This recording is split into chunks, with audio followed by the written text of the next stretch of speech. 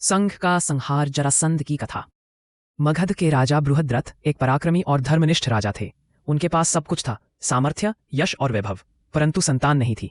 उन्होंने वर्षों तक संतान प्राप्ति के लिए तपस्या की। अंततः एक महर्षि ने उन्हें एक दिव्य फल दिया और कहा कि इसे अपनी रानियों में बांट दो। बृहद्रथ की 2 रानियां थीं और उन्होंने वह फल दोनों को आधा आधा खिला दिया। कुछ महीनों बाद दोनों रानियों ने आधा आधा बालक जन्मा। एक का शरीर का ऊपरी भाग, दूसरी का निचला भाग। राजा भयभीत हो गए। उन्होंने उन दोनों अधूरे शरीरों को जंगल में फेंक दिया। जंगल में जरा नाम की एक राक्षसी रहती थी। जब उसने वे 2 अधूरे शरीर देखे तो दया आई। उसने उन्हें जोड़ दिया और तभी एक दिव्य बालक जीवित होकर रोने लगा। जरा चकित रह गई और उस बालक को लेकर राजा बृहद्रथ के पास पहुंची। राजा ने उस राक्षसी का आभार मानते हुए कहा, तुमने मेरे पुत्र को जोड़ा है, इसलिए इसका नाम जरासंध होगा। जरासंध बड़ा हुआ तो अपूर्व शक्ति और बुद्धि का धनी बना। उसने मगध साम्राज्य को विशाल बना दिया। उसकी सेना इतनी प्रबल थी कि देवता भी भयभीत रहते।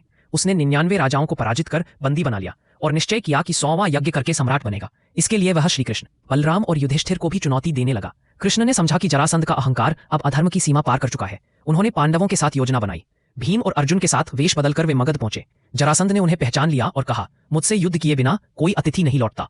भीमसेन और जरासंध का युद्ध 13 दिन और रात तक चला। दोनों समान बल के थे, पर कृष्ण ने इशारे से बताया कि जरासंध का शरीर उसी बिंदु से टूट सकता है जहां जरा ने उसे जोड़ा था। भीम ने समझ लिया। उन्होंने जरासंध का शरीर बीच से फाड़ कर 2 भाग कर दिए और उन्हें विपरीत दिशा में फेंक दिया ताकि वे फिर न जुड़ सके।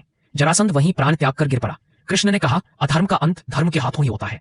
पांडवों ने उसके पुत्र सहदेव को मगध का राजा बनाया और युधिष्ठिर के राजसूय यज्ञ का मार्ग प्रशस्त हुआ।